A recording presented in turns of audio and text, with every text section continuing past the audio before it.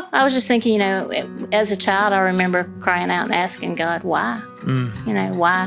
Why do I have this life story? Why do I have this struggle in my life? Or why do I have to go through this? Or why are we poor? Or, when others have so much and all. And I remember being on the way to a children's home years later. I got on the missions committee at church, and we were going to a children's home. And the song came on the radio about why this road. Mm-hmm. And I was on the road to a children's home to give a message to those kids about where you are right now is not where you're always going to be. Yeah. At the time I was there, I couldn't see a way out. I didn't see what the future could be like. Yes. But I'm here to tell you that where you are right now is not where you're going to be. Years to come, you're going to look back at this and you're going to use this to give God the glory.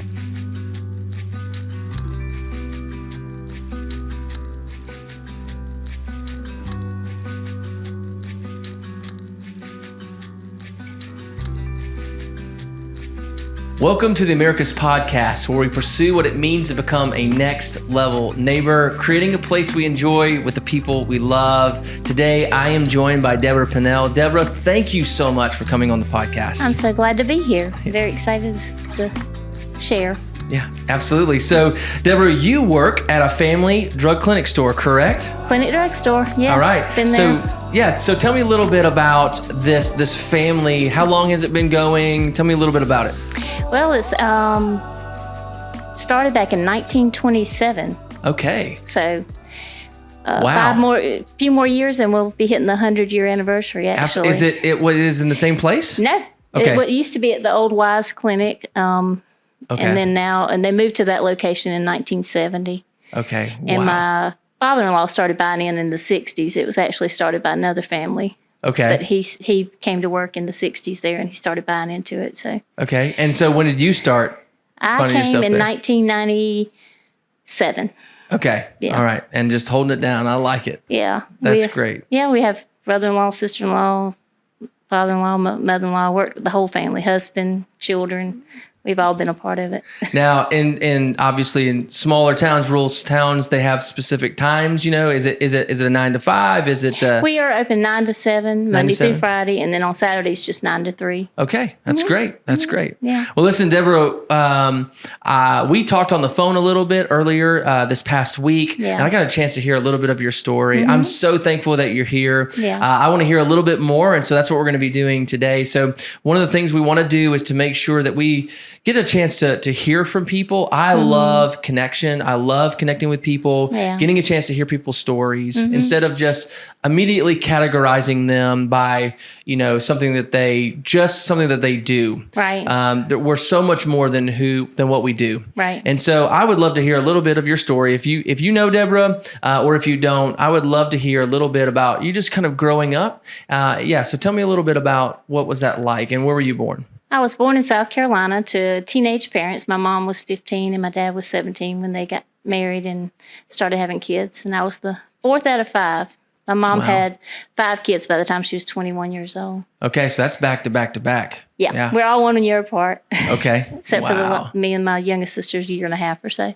Mm-hmm. But they weren't prepared and weren't ready and did the best that they could, but they ended up getting divorced. And during the divorce, and we were taken into foster care and in a children's home for a little while and stuff. But my mom eventually got us back in, but I grew up in a housing project after that. So with a single mom, 5 kids. Yeah. So it was always a struggle growing up, and my family didn't really go to church or anything. And so we had a local church that sent a bus into the projects to pick up kids, and that's how I started going to church as a kid. Okay. First get introduced to. So when did they get a divorce? Like when did that happen? I was about six years old. Okay. Yeah. Okay. So you're growing up and you're recognizing, okay, well, what was it like before all of that, just being 5, 6 years old? Yeah. You got siblings everywhere. What was your life like? Were you playing with toys? What were you doing? We didn't have much. We played outside. We got my mom would put us outside in the morning, and I don't remember coming in until after dark. Mm-hmm. And we had a garden, so we would find food to eat outside, basically. And we were kind of on our own because she got overwhelmed a lot with, having so many kids and stuff. Yeah. So. Was she trying to finish up school? Was she trying to have a job, or what was it? Mm-mm. She never finished school. Okay. No. She just did the best she could. Yeah. Yeah. I think it got to her. She had like a nervous breakdown, I guess. She had some depression and anxiety and some things that she had to struggle through. Okay. At the time. And so it was hard. We were a lot to handle. Yeah. We were a wild bunch. Well, that's back to back. I mean, my brother is 2 years older than me, and then my sister is 1 year older than me, and then me. Now, we have an older brother, but we were back to back to back, and we would just find things sometimes just to poke the bear a little bit, So, we're just kids, we're just trying to figure out what to do and what our limits are. Right. And things like that. So, okay, so being 6 years old, and seeing this happen in your family, how long did it take to go into you said the foster care system? Well, we bounced around so much, and I was so young. It's hard to know how many homes we were in, but being 5 of us, it wasn't easy to find placement, I'm sure. And so we never stayed anywhere too long because we were a little on the wild side. So we bounced around a lot, and I just remember waking up at night and wondering where the bathroom was, or was this the family that was good or bad? Because there were some homes that weren't that great that we did stay in for a little while. So we eventually got to the children's home, and then we were all there, but we were in different sections. So there was one sister that was housed in the same building as me. Okay. But we got to see each other on the campuses and at school and stuff. We went to school with the normal kids. Yeah, I was about to say that. Like, what was education like? I mean, you're just going to school and then coming back to foster care. And we were singled out. We at the children's home. At foster care, we bounced around, and I remember being at one school, and then at the end of the day, there was a car out front to get me, and I didn't ever go back to the house where I had been staying, and I didn't even know what happened. I mean, they don't really explain to you as a kid what's going on. So you're just from one school to another, from one house to another, just wherever there is a place. Or an opening, because it's limited, the amount of foster homes. And so they just do the best they can with placements, and sometimes it's good and sometimes not so good. Yeah. Were you an extrovert, introvert? Were you kind extrovert? Okay. I'm a talker. Okay. All right. I always talked, and I always made friends everywhere I went. So I made the best of every situation too. Yeah. Little Orphan Annie movie was out. So I remember we had to mop and do cleaning at the children's home. We had chores every Saturday, and I would sing "It's a Hard Knock's Life" for us. Yeah. To get the other kids laughing and having a good time. And, acting so out even in the at movie. that age, you recognized, okay, this is a difficult situation for us and our family. Right. And just trying to process that at that age. Mm-hmm. Wow. Yeah. Were you one of the? You weren't the oldest, but do you feel like you were part of the kind of the team leader trying to help connect everybody, or do you feel like you were just following along with the siblings, or we all had our own times that we lifted the others up. So we each took on that role when it was necessary. I feel like whoever needed to be the strongest, we'd have our weak moments, and the other ones would lift us up. So we that's good. Each did that, but then you said, but your mother.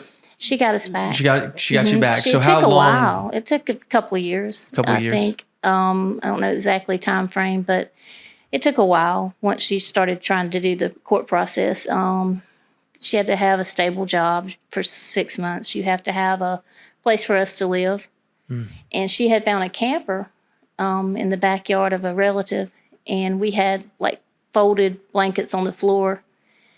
And that was our beds, basically. But it was something. You had to prove that you had a home for them. Yeah. We didn't actually have to have bedrooms or beds, but we had to have a place that we could go.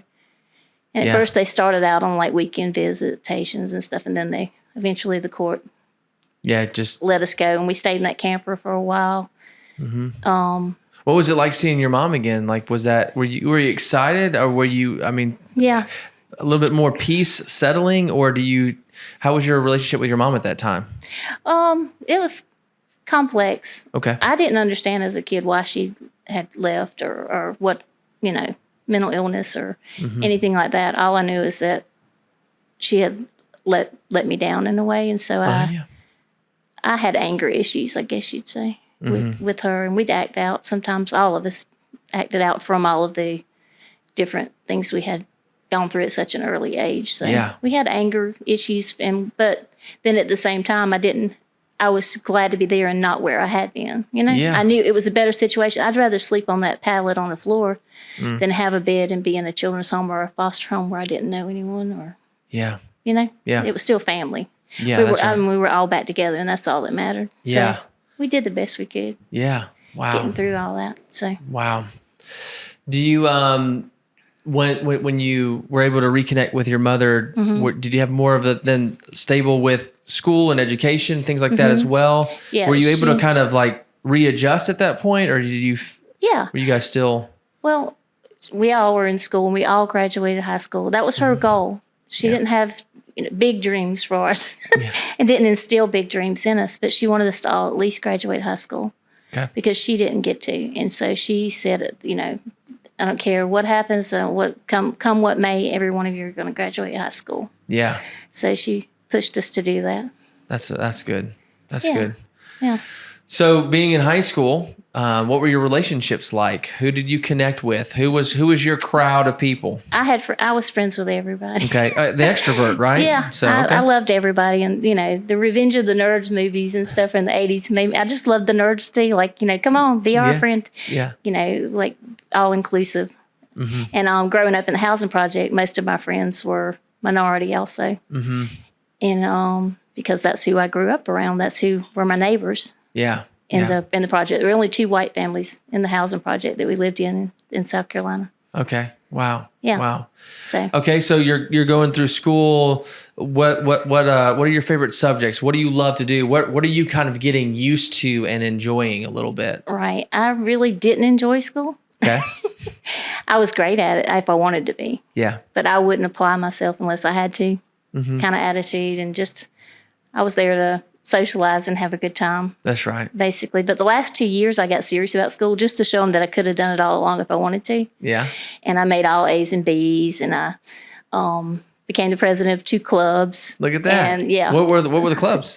Helped Occupation Students of America. I became a nursing assistant in high school too. They had just started, that was the first year. Okay. That in my junior year, they had started a nursing assistant class. Okay. Where you could become a nursing assistant in high school. So junior and senior year. Yeah, so you took advantage of that. I took advantage of that, and became and the other club was the Red Cross Club, which we started. We founded it that year, and look at that. Yeah. So yeah. So you are obviously drawn to people, right? Wanting to help, wanting to nurture, wanting to take care of people. Right. Where do you feel like that's coming from? Because we talk a lot on the podcast just about like values, that we have values that are instilled in us that are very, very important. Yeah. And sometimes they're competing values. Like cities have competing values, towns have competing values, people have competing values. But what do you think were some of the values that were just driving you to be for people? I feel like the compassion came from the suffering. Early onset childhood issues that I had. I saw others struggling. I saw others suffering, and I wanted to help because I knew what that felt like because I was suffering too. Yeah. And so whenever I would, as a kid, if I'd cried into my pillow or I'd do it silently, I wouldn't ever let anybody else see me because I wanted to be the one who lifted others up. And it just came early on. Yeah. But I think it's from the struggles, actually. Yeah. Yeah. It opened my eyes to what it meant to, like the scripture that talks about how showing compassion to others, the same that you've been given. Yeah. Yeah. Mm. So I think the comfort that you've been given, like that's the comforting others the same way you've been comforted. Correct. Yeah. I think that's. I think Paul wrote that in 2 Corinthians chapter 1. He was talking about how they suffered and they had now comfort and they wanted to comfort others. Yeah. So you can give comfort when you've received comfort. And it's a spiritual gift too, having compassion. Like God just opened my eyes to see the need, and I saw it. Yes. Maybe when others didn't, because my heart was leaning that direction. I was looking for those around me. That's all. Who needed that. I heard someone say that a good definition of humility is not to think less of yourself, but to think of yourself less. That's a good one. And the idea of thinking about others, and sometimes, if I get on my social media page or something like that, there's a lot of things that are happening in the world it really does. It overloads me. It's too much. I mean, absolutely. I'm going from a birthday to a volcano erupted to my emotions are just ranging all these different places. Mm-hmm. But I do think that, we don't need to do that necessarily where we're just going through all of those emotional driven things, but we do need to find ourselves in a place where we experienced some of these things that we're for the people that we live with and know and see every day. And it just really does. It really helps if you can get to that place where you're like, you know what? I might know exactly what you're going through, right? But I have compassion because I know that I needed compassion. Right. So that's a huge part. So, anything on that before I'm... Well, I was just thinking, as a child, I remember crying out and asking God, why? Why do I have this life story? Why do I have this struggle in my life? Or why do I have to go through this? Or why are we poor? Or, when others have so much and all. And I remember being on the way to a children's home years later. I got on the missions committee at church and we were going to a children's home. And the song came on the radio about why this road. Mm-hmm. And I was on the road to a children's home to give a message to those kids about where you are right now is not where you're always going to be. Yeah. At the time I was there, I couldn't see a way out. I didn't see what the future could be like. Yes. But I'm here to tell you that where you are right now is not where you're going to be. Years to come, you're going to look back at this and you're going to use this to give God the glory. To show how he got you out of the situation and it takes you to wherever he has planned for you. So I knew why. I got my answer to the why years later, unexpectedly. And it was just an amazing experience. Yeah. It's hard. It's hard to be in the question season. But then when you can see it and you're just like, wow. Yeah. All right. Now it all makes sense. But it was really, really hard, Oh, yeah. So you're from high school. Where do you go from there? I graduated on a Friday and went to the beach with my friends, and I came back on Sunday and I had 2 garbage bags and a box on the porch. Okay. And my mom said I would get you through high school and, you're on your own. Okay. So I bebopped all the way up to Raleigh, North Carolina. Okay. With some friends. I got 3 jobs. Mm-hmm. I was only 17 years old, but were these your first jobs, like first kind of official jobs? No. Okay. I started working since I was 13. Okay. To help what was your first job? My first job was a telephone marketing for Rainbow vacuum cleaners. Okay. Hey, they are really good They're good vacuum cleaners. And my job was to get people to allow them to come into their homes. So I had to talk them into it, and I would tell them, I was like, look, I don't get paid if you don't say yes. And I don't care if you buy a vacuum cleaner and they really, probably are overpriced, but you're going to get a prize. They're going to give you a set of knives or something. And I'm going to get paid. Please just let them come for an hour. You could send them away after that. And I was like the top salesperson the first 3 months. That was nice. Here at 13. Right. Yeah. And they were like, how are you doing this? I was like, oh, well, That's right. Those are my tricks. Those are so then I got a job at a fast food restaurant. Okay. After that, as soon as I was able to. All right. So your 3 jobs in Raleigh, what were those in about? Raleigh, I worked at a Best Buy electronic store. I worked at an IHOP as a hostess. Mm-hmm. And I worked at a Hardee's, another fast food restaurant. Okay. So I worked morning and at one, night at the other. And then the third job was on my days off from the other 2. Okay. So were you trying to find a place there? Do you have friends there, people there? That's what I was going to say. At 17 years old, I was able to sign a lease and get a place of my own and with a roommate. Mm-hmm. They allowed me to sign the lease early and stuff. But it only lasted about 6 or 7 months. Okay. It all went awry and didn't turn out that great. And so I went back to South Carolina and slept on couches and friends' houses and kind of was just homeless. And a friend of mine that I had grown up, the other white family from the projects, her family had moved to Americus, Georgia. What? This little town. And she heard about my situation, and she said, all I have is a mattress on the floor at a little garage apartment on Brown Street. She said, but I'll share it with you. And she didn't have a car to come get me, and I didn't have a car or transportation. So a friend of hers from college came all the way to South Carolina and picked me up in my 2 garbage bags and box. Wow. And I moved to Americus, Georgia. Wow. It wasn't 210 Brown Street, was it? I know there's so many big different brown houses. house with a garage back in behind it. I don't remember the number. I know where Brown Street is. Yeah, I'm still kind of getting used to. It's the big brown one that's about midway down the street. Okay. There's a garage back there. It's kind of run down now. I don't think it's used anymore. Okay. So, all right. So you get here to Americus. What are your first thoughts of being in this town? I need to find a job. I have to survive. I have to stay alive. So I got a job at Magnolia Manor as a nursing assistant. And then I worked at Dairy Queen as well. Okay. Yeah. Wow. Yeah. So you were able to translate the nursing there. How long did you work there? What was your? Probably about a year or so, I guess. It was. I ended up having to leave Americus after a year.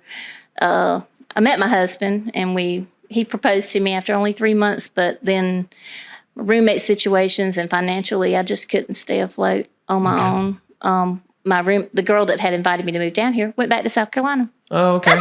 Okay. And so I didn't have a roommate, and I couldn't afford it on my own, and Stephen wasn't really ready to get married yet or whatever. So after about a year, I moved back to South Carolina. Okay. Left him here. And 2 months later, he came up to visit me, and he said, I just can't live without you.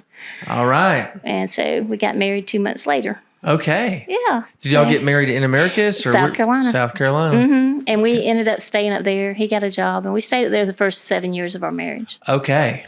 Okay. Yeah, so I only had 1 year in Americus. But then in 97, I had 3 children.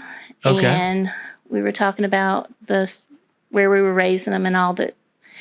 The town wasn't the best environment. I felt like that's not where I wanted to raise my kids. I wanted a better life for them, and I wanted more stability. And his family down here, he grew up in this town his whole life, and so they offered to help us find a place here and everything. And so tell me about your kids, and tell me, because you always kind of want to like look back and say, okay, here was my mom when she was having kids. Where was I when I'm and your kids? So tell me a little bit about your story.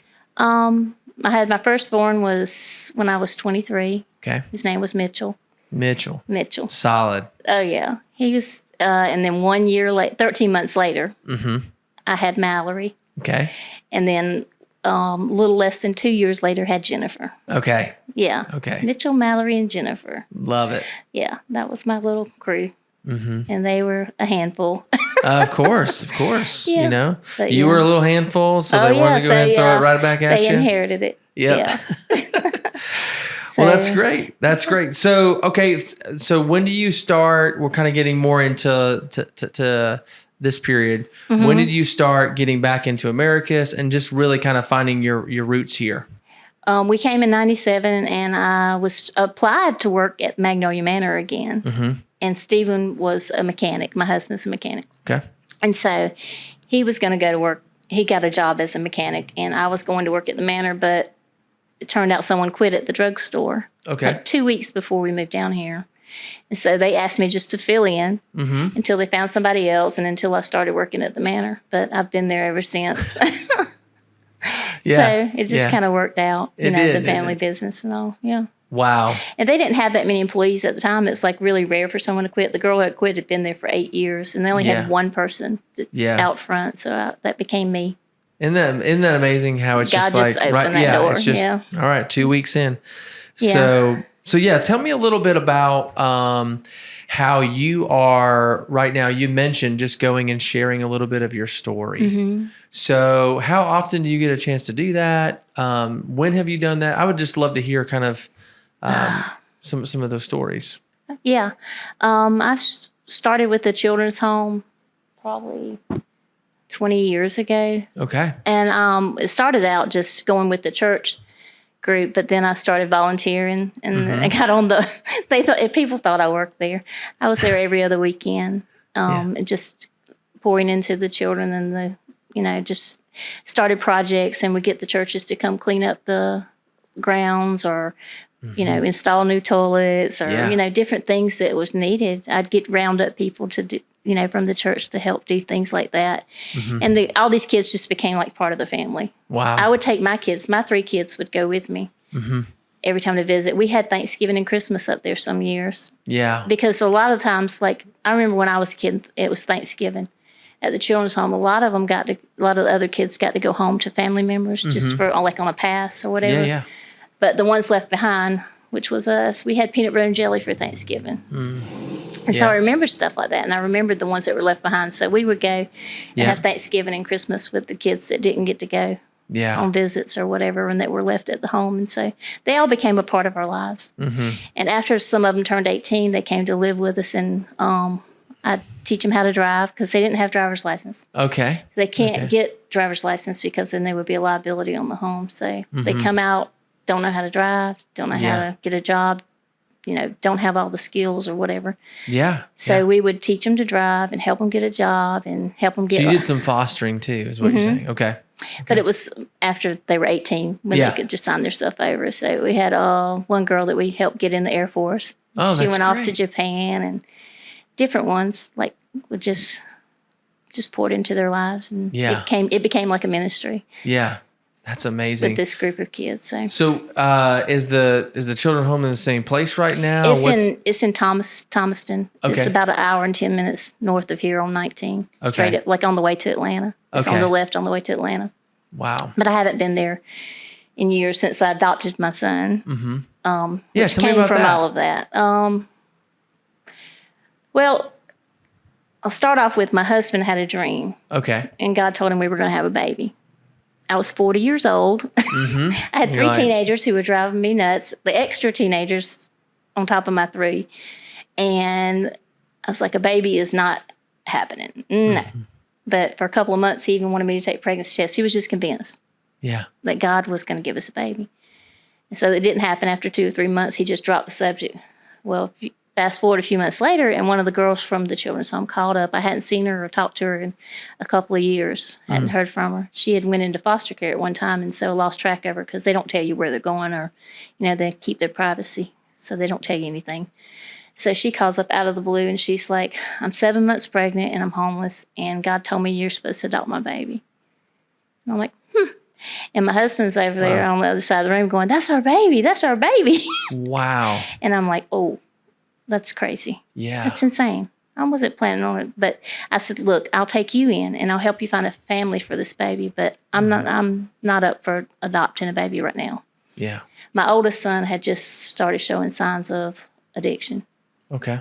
And having some problems, and it was a huge struggle. And I thought, with this going on, a baby just doesn't fit into the picture of that. All these teenagers, what he's dealing with, I have to focus on him. Yeah. This is not the right timing. This is not God's plan. Can't be. Yeah. Doesn't make sense.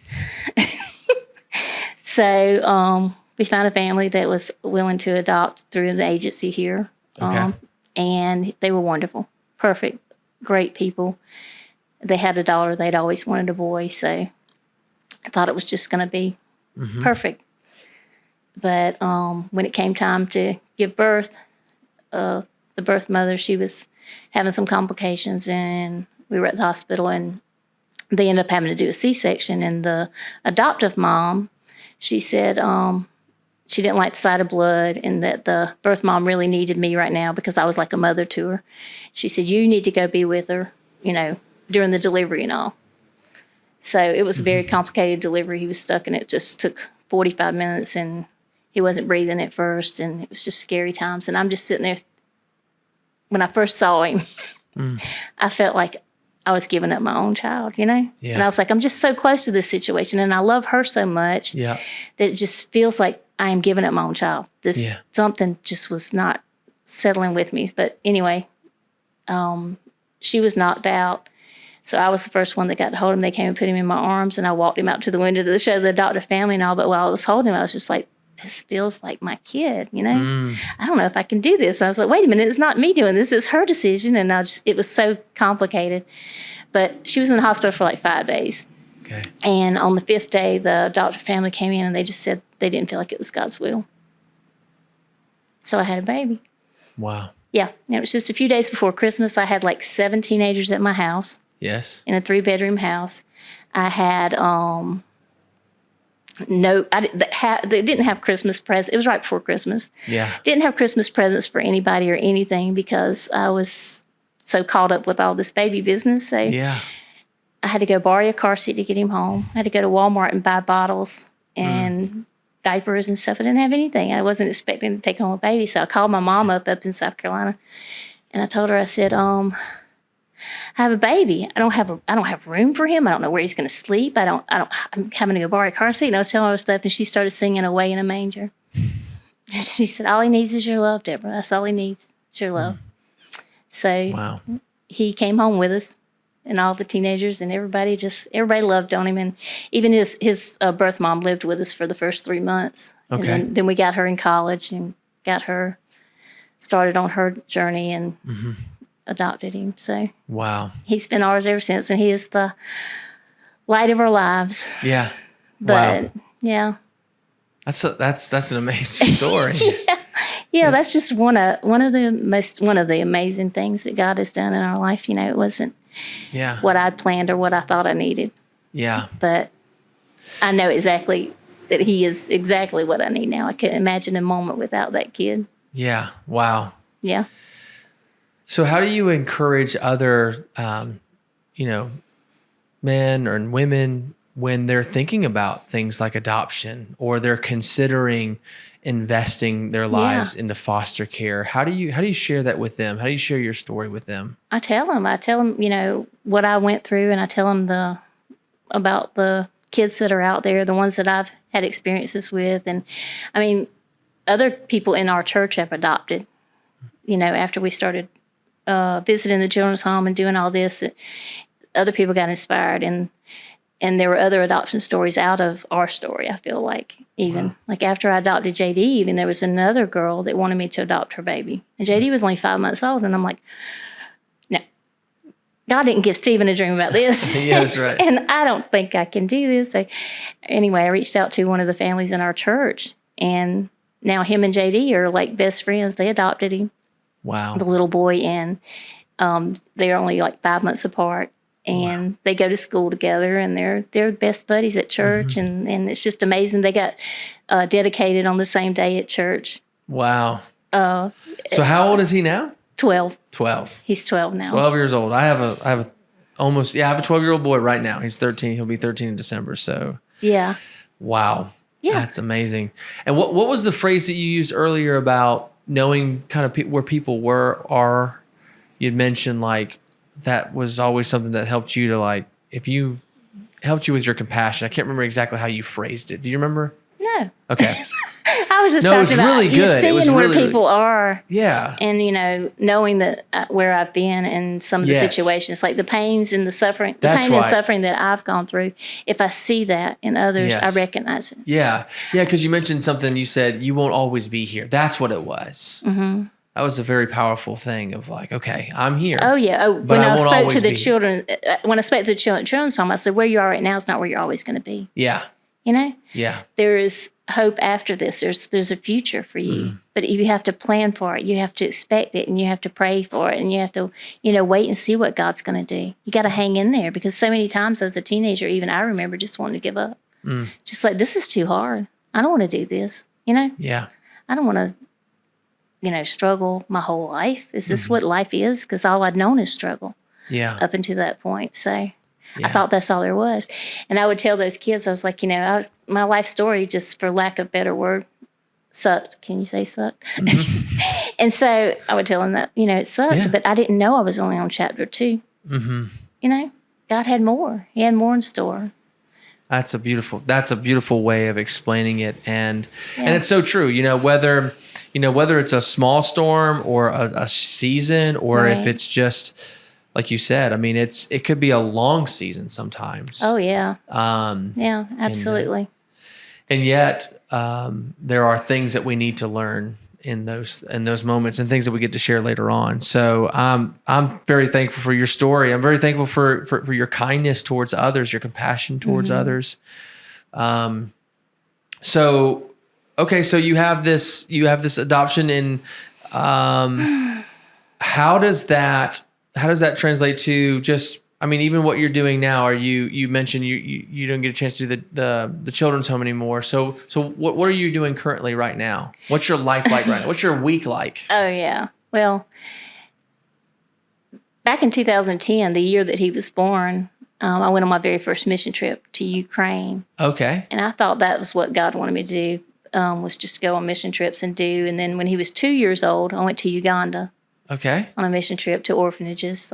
Orphans were always my passion. Yeah. So I did that. And then while I was doing that, my son that I told you, my oldest son, that had the problems with addiction, he ended up having to go to rehabs, and he was really struggling. So I took a break from doing basically anything other than raising my child and dealing with my addict son, who was really struggling. Yeah. So then 2014, when JD was 3 years old, Mitchell passed away from an overdose. I'm so sorry. Yeah. So I kind of took a break from everything. Yeah. For quite a while after that. And I had to just step back and just, gather, regroup, and just about all I could do was just what I had to do. Yeah. Yeah. So, but JD, that's how God works. JD being there and being 3 years old, he required a lot of attention. Yeah. And he needed you 24/7. He needed me. And that in and of itself kept me going, and he helped me to process and to move through to where I could function and do again, some of the things I used to do. So wow. Currently, I'm not traveling the world or doing things. I'm focusing on him and just still healing and stuff. And I write about things. I love to write and share with others. Yeah, you mentioned that you do some poetry. Did that come out of that season, or have you always written poetry? It came from when I was a kid, and some of the struggles from a kid, I would just write about it. And it just is how I processed. And I would write even as a kid. I have notebooks from when I was a kid. And like even 5th grade, I remember getting entered into contests by teachers and all. Okay. Because they really thought I really had some talent or needed to do something with it. So, I've been writing as long as I can remember. So it's also been an outlet that God's given you to be able to communicate some very deep things in your life, to be able to. And it's a way to still minister to others too. Like even when I can't get out or travel or do the things, I used to feed the homeless on the streets of Atlanta on the weekends. There was a lot of ministry stuff that I used to be very involved in. I was always doing something. But now just writing about the pain and stuff, other people will read it and they'll reach out and that really touched me, or I really needed that. And then they'll tell me what they're going through. So I get to minister kind of in that way, or meet with people or who are going through similar things, or, they want to know, how do you do it? It's like, you don't have a choice. You don't get to just stop functioning completely, or just, you have to keep going. Yeah. And you have to find a way to. And it's like, you never get over it, but you do get through it. And with God's help, I can do all things through Christ who strengthens me, even lose my child, Yeah. Well, we had mentioned on the phone call that you might have one or two that you might want to share with us. I'd love to be able to hear one of those. Because again, even as people are hearing some of these stories, I mean, it's, maybe you're on the other end of that and you just need to be reminded, or maybe you're going through that season right now.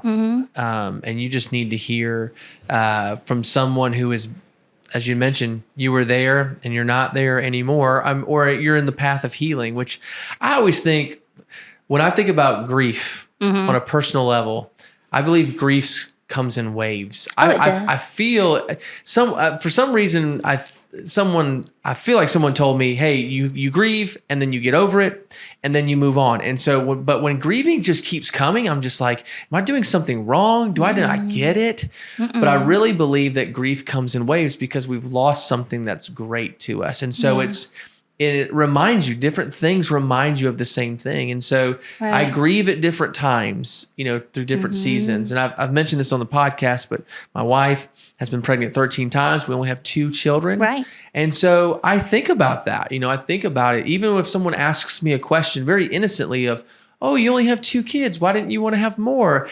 They just don't know my story, and I don't hold that against them. But there's a bit of like that grief that's like, oh man, like, yeah, it's tough. It's hard. Like I get it, and so, but I also think that grace comes in waves.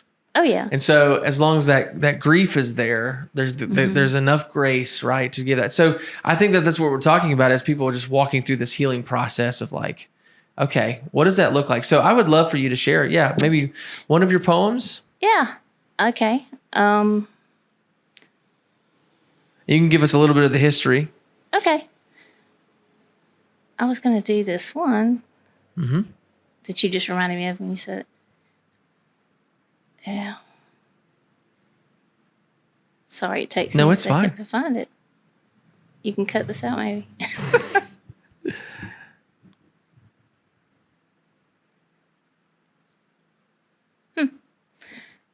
Okay. Right there where you are, you can see where you have been. You're able to reflect and learn from all you've been through. That ain't it. That sounded good, though. I know. Wait a second. I was with you.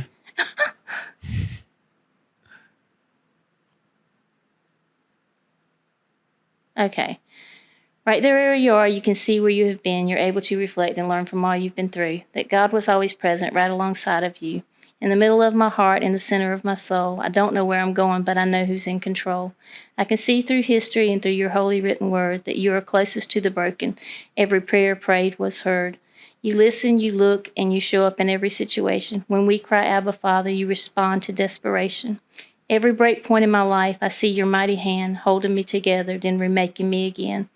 You were, you are, and you will be with me to the end. So right here in the middle, Lord, I'm praising you again. Wow. When did you write that? That one was last month.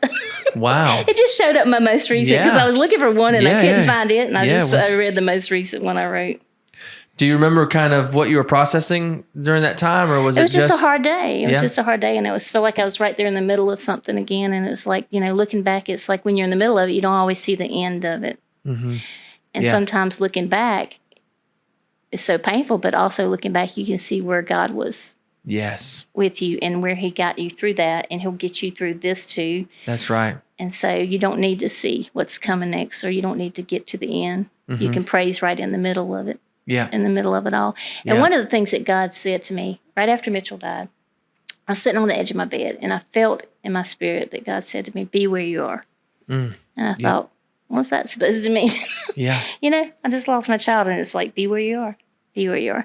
And it stayed on like a back burner, but eventually I wrote about that too. But being where you are, it's like I would get so caught up in replaying and reliving.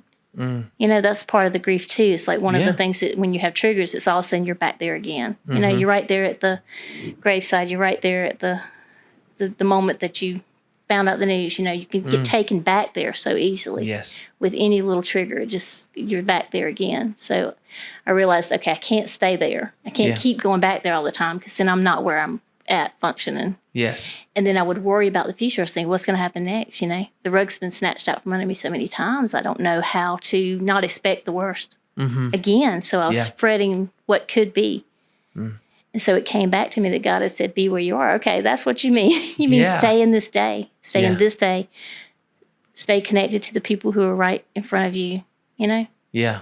Don't let your mind just stay there, and don't let your mind go too far in the future. It's today. Yeah. That's where you got to focus on. That's what you got to do to get through this. Yeah. I had to stay right where I was in that day, in that moment by moment, day by day. Yes. To get to where I could function normally again. Yeah. Wow.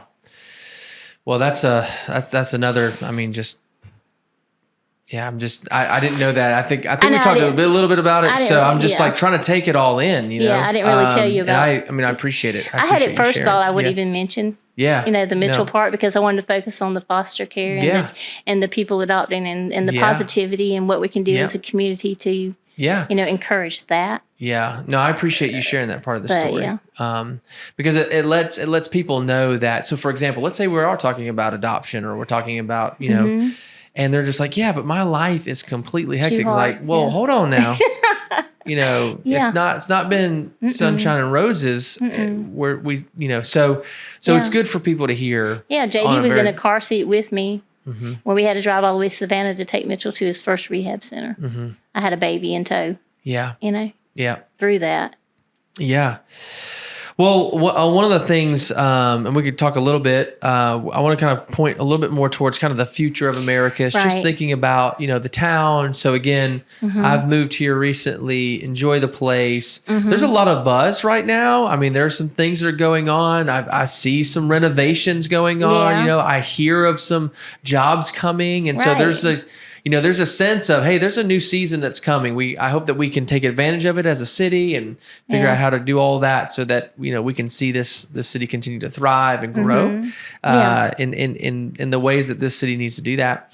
But one of the things that we always ask our guests is, what are some of the things that we see in the future that, and we don't have to use it in categories, but just in the positive light, where are some things that we need to be going? And then where are some things that we really need to pay attention to? Some maybe the dark spots that we're just like, hey, we got to be honest about this. Now, it could be values, as I mentioned before, it could be competing values, or it could be just like the fruit of things of like, hey, this is what I see, every day.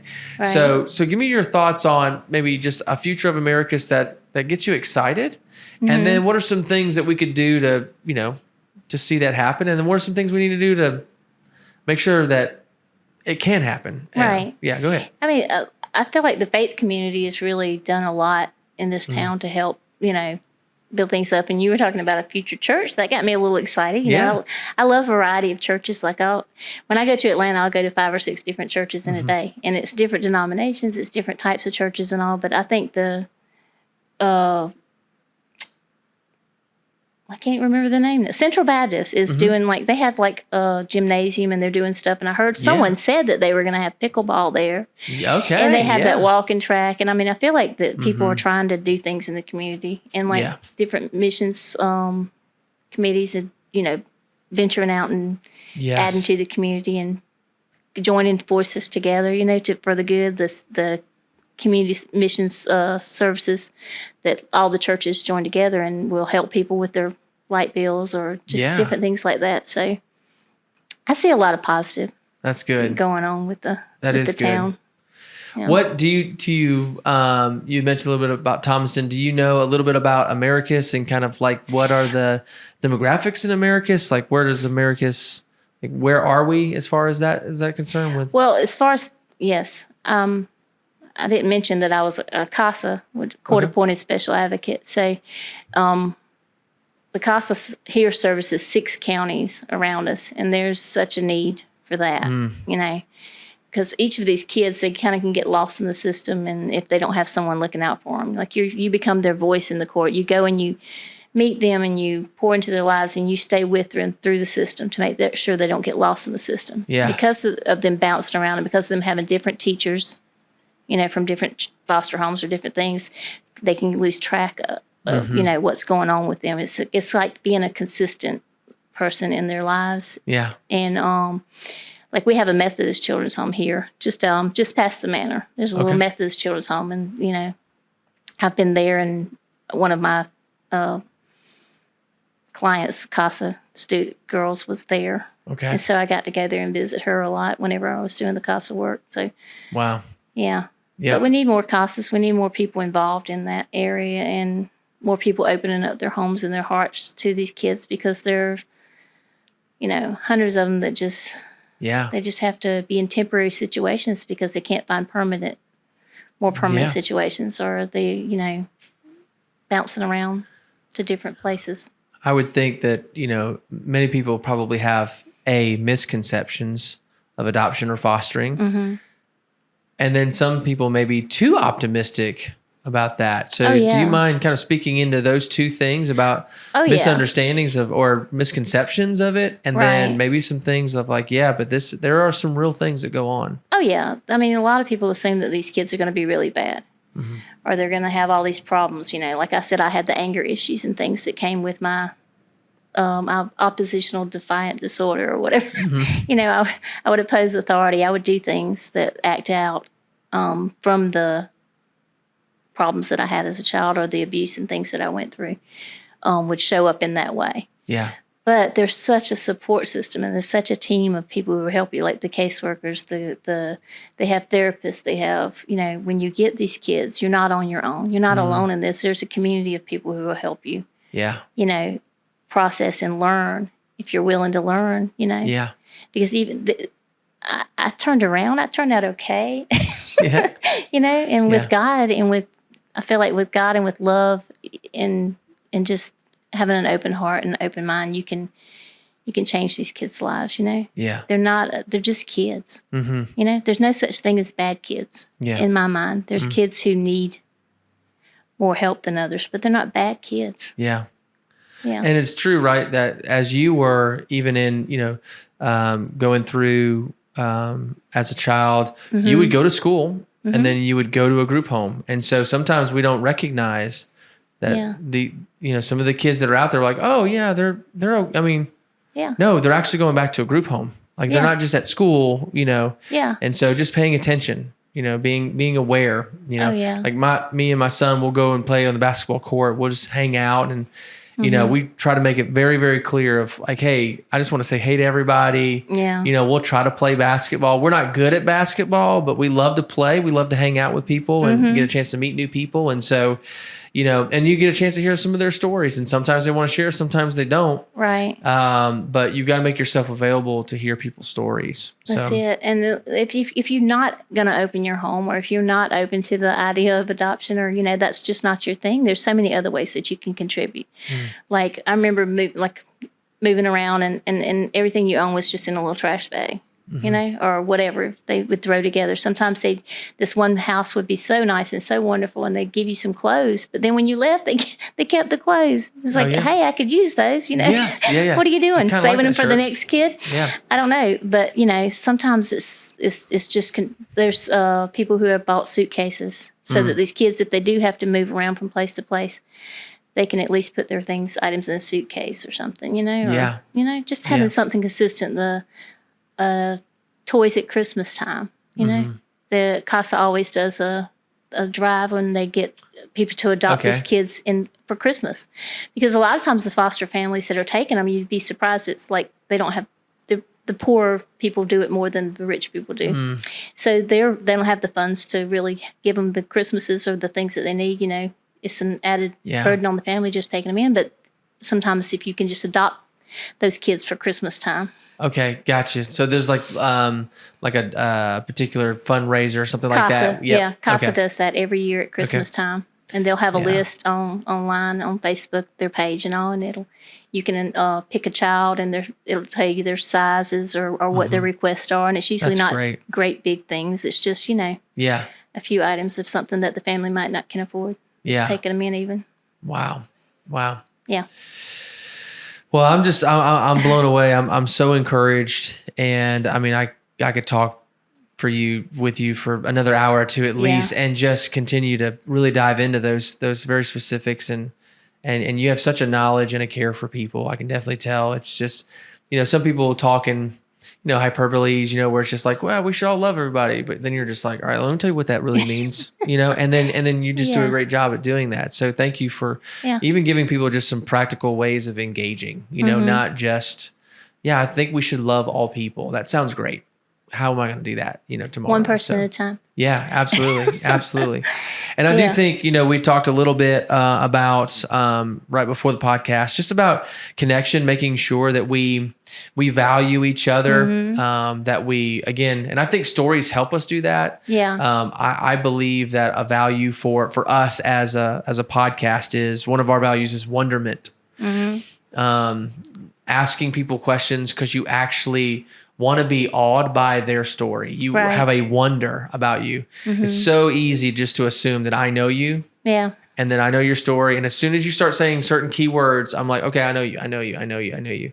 And I think that we do a disservice to each other by doing that. And so if we have wonderment, then I'm going to ask a whole bunch of questions, and I may know what I think the answer is, but I really would want to know what your answer is. That's, okay. Those are key things. And so I believe that getting back to even things like that, when we're talking about connection, meeting people where they are. Right.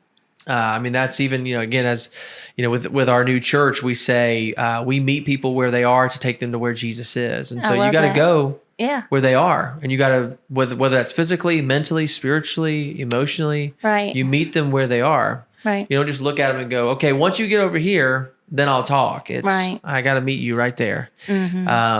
And then you just continue that walk with them. So okay. Well, listen, we're getting a little bit closer. So what I would love to do is work through some of our rapid fire questions that we have for all of our guests. Okay. So this is a little bit lighter, right, in the podcast. But I'm just going to ask probably 5 to 7 questions, just to get a chance to get to know you a little bit more. Okay. Just on some fun stuff. So you told me a little bit about some of your jobs, but I like to ask, what was your worst job? The worst that you've job, ever had? The worst job I ever had was laying floor coverings. Okay. Yeah. Wow. I did that on the side. Like my dad that's what he did for his career. That's right. And so I did that with him. And that was really the hardest because it's like you go in these places, they don't even have air conditioning sometimes, or, school. We did school buildings. We did, businesses and things, and it would be so hot, and it's just hard work. Absolutely. That's why when I see an air conditioner person come into my house, I just tell them, I thank you, because I know everywhere you're going, there's an air conditioner that's not working right now. And so, absolutely, we need to recognize those people that are serving in those capacities. So, so you've mentioned being in different places, going to different places. Is there a particular place that you would love to go? Again? Just a new place, or again. That's fine too. Ukraine. Okay, Ukraine. Yeah. When the war's over, I want to go back and help rebuild and just be there again with the people. That was one of my best experiences in life, going there. Yeah. Wow. Okay. Do you have a favorite book that you like to read, or a poem that you love? I love reading. I have so many books. Okay. Yeah, my shelves are full, but Redeeming Love, Francine Rivers, is my all-time favorite. Okay, Redeeming Love. Okay. Yeah, it's That's just a really good book. Okay, do you have a favorite tradition or holiday that you like to do? Christmas. Christmas? Yeah. Okay. Just in general, but I make it weird. We have weird Christmas. We don't have the same kind of Christmas. Wait, weird Christmas. Yeah. Okay. After Mitchell passed away, it's like the first Christmas was so depressing. And I was like, what am I going to do? Because like when Christmas came around again, it was like I didn't want to do it again because it was so depressing. So I just came up with let's be weird for Christmas. Let's not do the general traditional stuff. Like I got the big blow up bubble things that you get inside and fight. And we do stuff out in the yard. Anything fun or anything crazy or something I can shock the kids with. Yeah. Just something different. And I just make it weird. Yeah. So it's because it's not too traditional, because traditional reminds me of all the years before. So we started changing Christmas up, mixing it up. Make Christmas weird. I like it. That's a good phrase. That's what we do. Is there anything that is there a favorite item that potentially you've bought this year, or that you've bought in the past that you just really love? Items. An item, like a favorite item, like a purse or a car, or your glasses. Favorite item. Oh yeah, I can't think of any. I don't know. Favorite item. Okay. I don't think of any items. I like your watch. Yeah, I've had it it's good. But items, I can't think of anything. Okay. Sorry. No, it's fine. I'm fine. Failing. No, you're not. You're not failing. There's no failure here. Right? Now I know that part. If you could be an expert in anything new, what would that be? Anything new. Anything new. If you could just be an expert, like nailed it. I'd love to learn to pickleball. Like we were talking about. Okay. I played tennis. Okay. But pickleball sounds so interesting. So I'd love to be a pickleball expert around here. Oh, if you were, it's fixing to boom. Everybody's talking about it. It's about to happen. Yeah. I had someone tell me from Perry, they were just like, "You live in Americus, y'all need to start doing some pickleball stuff, like hardcore." And I was like, okay. Yeah. I'm too competitive at this point. Me too. I feel like if I picked it up, I'd be not a nice person, because.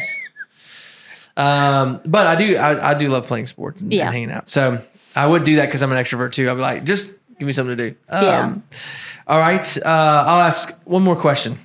Well, I'll ask 2 questions because some of it's on the same thing. Are you a morning person or a night person?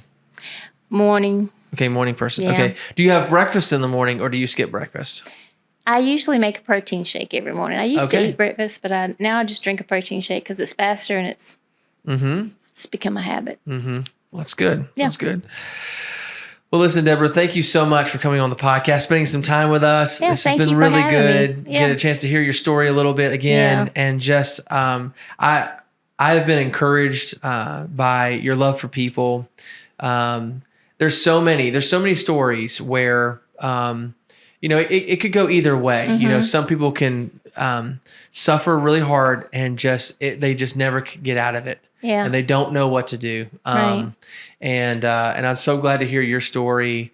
And it's a story of faith too. It's not a story of I've pulled myself up by my bootstraps. It's the grace of God. I've been completely dependent.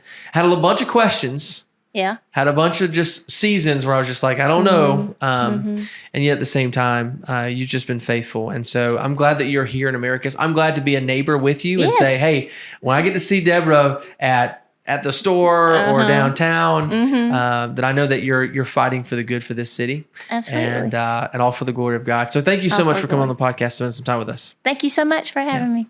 Awesome. All right. We're good? Yeah. That was great. And right on time too. Wow. Yeah, absolutely.